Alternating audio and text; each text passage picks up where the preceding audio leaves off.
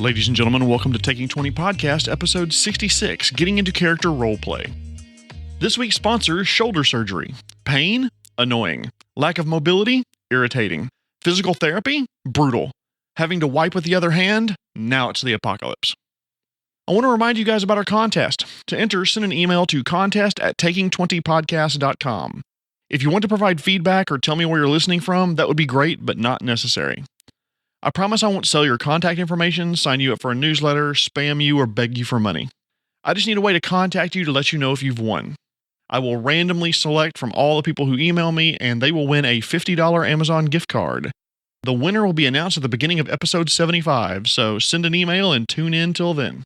Also, head over to our website, www.taking20podcast.com. There you can see the additional resources, buy me a coffee, reach out to me with questions, feedback, or sponsorship opportunities. It's been a while since I made an episode primarily for players, and it's way past time that I did so. I also fully realize that this episode is primarily for role-play heavy campaigns and players who want to introduce a little bit of role-playing into the bedroom. No, Jeremy, bad, no, try again. Want to introduce a bit more role-playing with their characters. So what makes good characters and NPCs? Well, to start, let's talk about you. Yes, you. Driving in your car, sitting at the red light. The one who just picked your nose. It's okay. Everybody does it. Please don't wipe it on the dashboard, though. Just because you're mining for nose gold doesn't mean you should try to share it with other people. Wipe that crap off on a napkin and wash your hands when you get to your destination, please.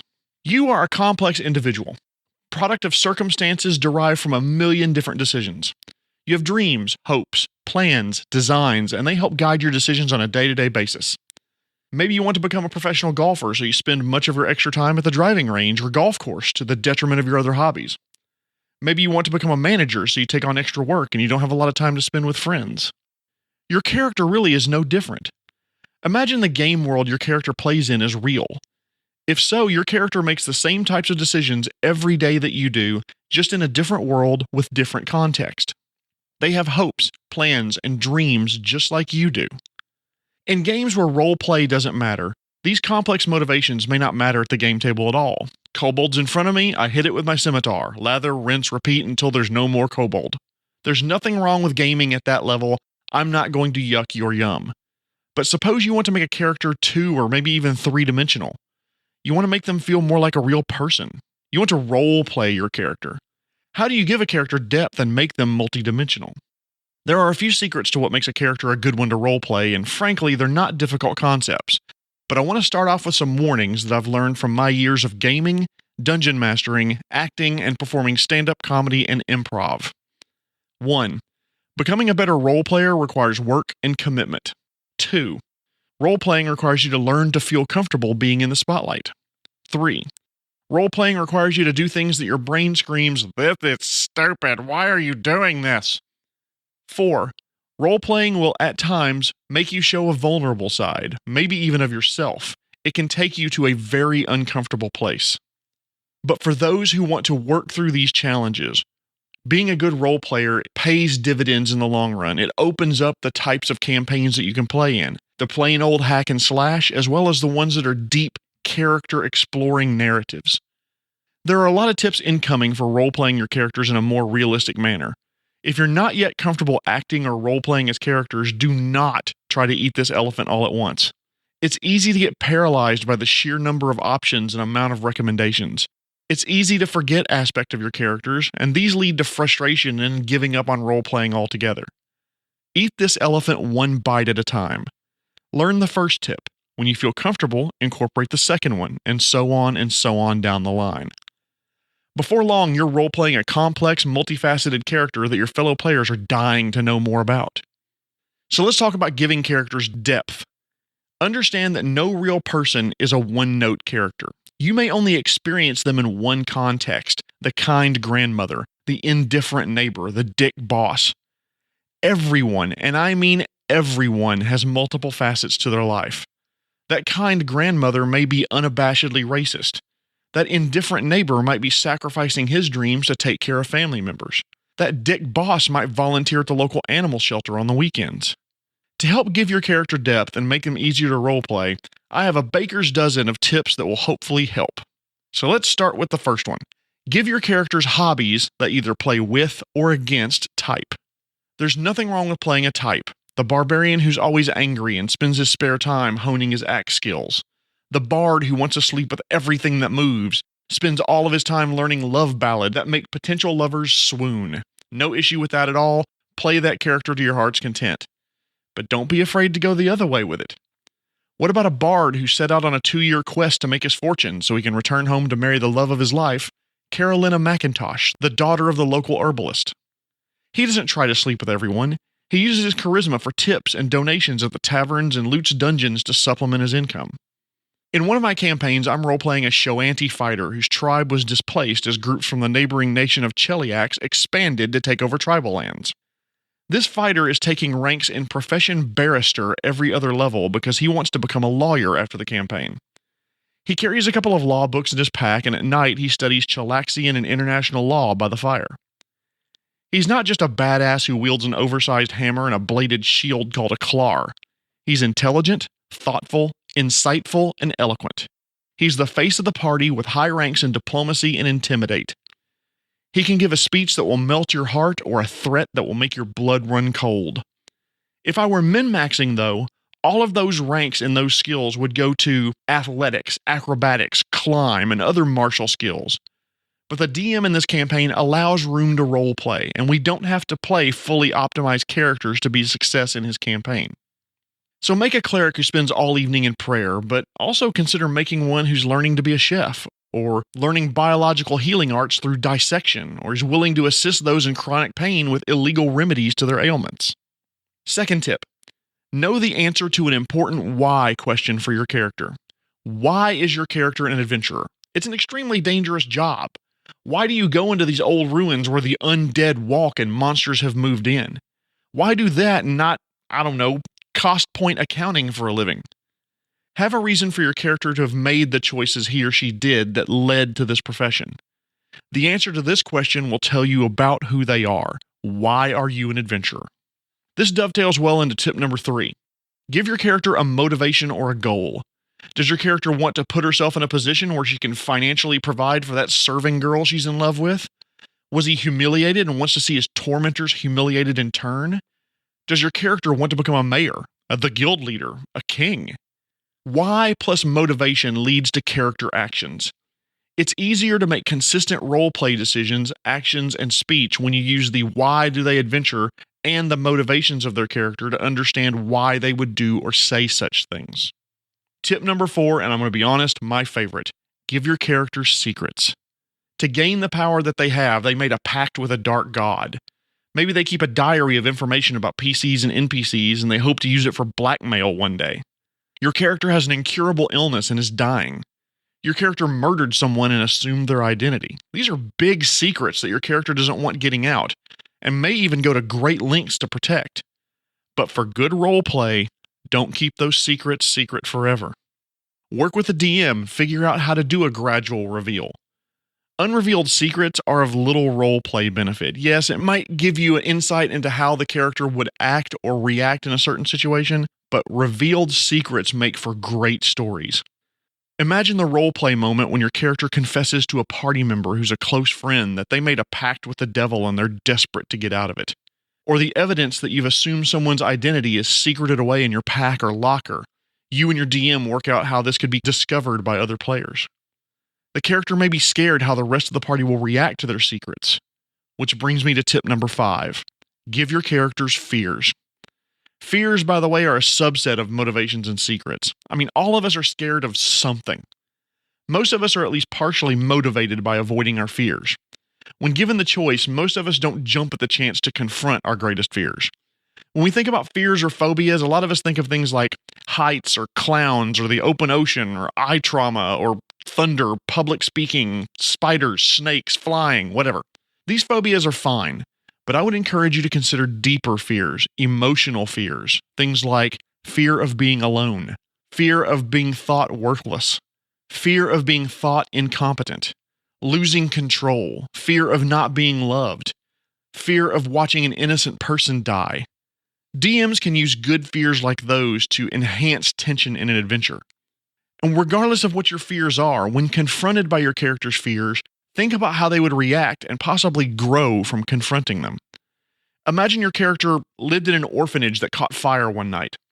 They were saved by a wizard casting protection from energy as the building was being consumed in flames. Because of this, she studied to become a wizard, but still has that innate fear of fire. How could you roleplay this? Maybe your character refuses to cast fire spells. Fireball, Wall of Fire, Burning Hands, Produce Flame, Firebolt, and other similar spells the character just has a fear of even learning. When confronted with a creature that uses fire, maybe your character attacks the other baddies so she doesn't have to face this tremendous fear that she's been carrying around with her entire life.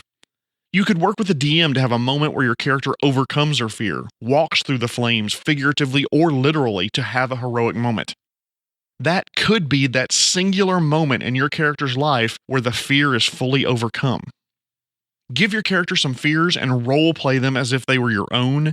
Imagine how your character would react to those fears and role play it that way. Tip 6. Give your characters flaws. Giving your character a flaw and role playing them effectively requires true investment in the character. Flaws can drive conflict and they make for great stories. Your character is, arrogant or racist against elves. They're gullible or selfish or judgmental, sadistic. This flaw could be hidden and revealed later in the adventure, or they could be worn on the character's sleeve. One of my favorite examples was from the original Dragonlance trilogy of books. Raceland becomes one of the most powerful wizards on Krynn, but he is also physically very frail and weak. He's racked with coughs, and his physical malady is exacerbated by cold and moist conditions. This flaw was very obvious to everyone who observed him, but over the course of the first 2 trilogies of books, his internal flaws become more and more apparent even as his power grows.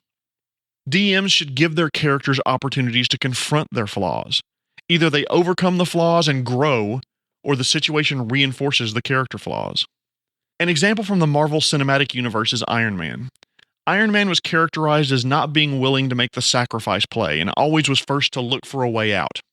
Captain America even criticized Tony for that belief in Avengers Age of Ultron, and Civil War, just off the top of my head. As part of his character growth, he was given multiple opportunities across various movies to sacrifice himself and those he loves for the greater good. I have more I want to say, but it gets kind of spoilery, so if you haven't seen the Marvel movies all the way up through Endgame and you don't want them spoiled, skip ahead in this podcast about a minute. So let's go movie by movie. Tony makes the self-sacrificing choice in the original Avengers to guide the nuclear missile through the portal and destroy the ship controlling the invading army, despite the fact that he didn't know if he would return. In Age of Ultron, Tony and Thor cook up a plan that can save the people on Earth by blowing up the flying city of Sokovia, even though his quote to Thor was, "This works, maybe we don't walk away from this." He was willing to sacrifice himself to save the world around him. And then finally in Endgame, Tony chooses to use the Infinity Stones to destroy the overwhelming invading army at the cost of his own life. This last sacrifice, by the way, was so much bigger than the others. He had a wife at that point and a daughter, but he was still willing to give up his own life to save the entire universe and complete his character arc and growth as a person. Welcome back to those of you who didn't want the Marvel movie spoiled. To give you one spoiler to take home, Rosebud is a sled. When characters face their flaws head-on and choose instead to do what's right, their choices become more deeply meaningful and powerful. Flawless characters, superheroes, Mary Sue type characters, they are so boring to play and so boring to DM. So if you want to roleplay, embrace flaws for your characters and put yourself in that character's place to make good roleplay choices based on the flaws that they have. Tip 7. Give your characters foibles and habits. Here I mean foibles like eccentricities. Give your character an unusual tick or an eccentricity or habit. You can explain it to everyone or not. After every battle, your holy character methodically rubs his skin with water. Maybe the other party members think you're doing so to stay holy, but the reality is your character can't stand touching blood. Your character has a foible that they don't like eating in front of others, or they skip over logs rather than stepping on them. These aren't major flaws that are likely cause the death of a character or anyone they love, but they do make them different. As an example, I'm currently role-playing a druid who collects hair from those who die whom she respects. She has a reason for doing so, but she isn't forthcoming when asked why. And I'm not saying why because I think some of my fellow players listen to this podcast. That's her foible. I'm sure the reason will come out eventually, but the reason hasn't been broadcast to the rest of the party yet. So to make your characters interesting, give them a little eccentricities and it helps bring them to life. Tip number 8. Come up with a good backstory. I know you came up with this character idea and you started playing them when they are 19 years old, or 25, or 38, or 215. But they, theoretically, had a life before you dreamed them up. They grew up, developed personalities and flaws, hopes and dreams. For good character design, have an idea about their history. Are they married? Any living family? Who is their mentor? Come up with a skeleton of a backstory, but don't pack too much in. Don't answer every question that could possibly be asked. Leave gaps for the DM to work with so that he or she can leave hooks and tie your character's backstory into the adventure theme. Tip number 9, give your character enemies and rivals. Oscar Wilde once said, you can judge a man by the quality of his enemies. Enemies don't have to mean the big bad evil guy. As a matter of fact, I'd encourage your enemies not to be world-threatening entities. They could be a professional rival, a fellow hero who keeps stealing their glory, the school bully when they were growing up. But giving your character enemies establishes that they have lived in this world, which dovetails into tip number 10. Give your character connections to the world. Have those that love the character and the character loves, connections to the other PCs, maybe they grew up together, or connections to important and random NPCs. You can either begin with the bonds or have the bonds form over time. Love doesn't have to mean obsess over or romantic love. Just the PC has an affection for these people and takes delight when the people are happy. I mean, examples of connections could be they were related, they were childhood friends, one was a servant of the other one or worked for the other one. One of them idolized the other one, they're drinking buddies, they have a family friend, or they dated, maybe they were romantically involved together. One of them saved the life of the other one. You don't have to use all of these, but giving your character some type of connections to other PCs and NPCs make them feel like they're a part of this world their whole life. Tip 11. Look for an opportunity for your character to grow or evolve. My favorite way is through interaction. Even the gruff half-orc barbarian who doesn't talk much should interact with other players some. Hey Grok, why are you always sharpening your blades every night? Can't have dull blades when the time comes. Time for what? Now you're establishing connection, now you're establishing backstory. Opportunities for character growth make good role-playing opportunities, even if the character doesn't grow and reverts to fears and flaws instead of growing past them. Tip number 12. To roleplay your characters better, get to know them like they're your friends. How do you get to know people? You ask them questions about themselves. Do this with your characters in your head. All right, stay with me here, and don't look at the podcast like I have multiple personalities. The best way to roleplay a character is to understand what he or she wants, needs, and how they would react to situations, so ask. Play out conversations with them and scenarios in your head. The more you do so, the more you're training your brain to think like the character, and you will be able to respond in character much easier to situations that come up in the game. And tip number 13 for players. If all else fails, base your character on a character you like from books, TVs, movies, etc. Harry Potter, Black Widow, John Wick, hell, Kermit the Frog, Will Ferrell, and Talladega Nights. Keep those characters in mind when role-playing your character.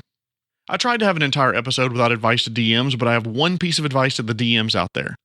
Give your players agency and give your characters time to role-play with each other and the NPCs. Around the campfire, in the market, after combat. Encourage them to talk in character to each other and to the NPCs. This will encourage your players to role-play as part of the adventure. In summary, players, if you want to role-play characters better, give them hobbies and secrets, fears and flaws, foibles and a backstory. It gives you a safety net to land in when you're trying to figure out how to respond in character to other PCs and NPCs. Introduce these capabilities to your character slowly, building that acting and role-playing muscle until it becomes second nature. Most importantly, work with your DM and the other players to find the right level of roleplay for your game and have fun doing it. Thank you so much for listening. Please give us a rating, a like, subscribe, wherever you happen to be listening to this fine podcast. Once again, I want to thank our sponsor, Shoulder Surgery. Thank you for flying Deltoid Airlines. This has been episode 66, Getting into Character Roleplay. My name is Jeremy Shelley, and I hope that your next game is your best game.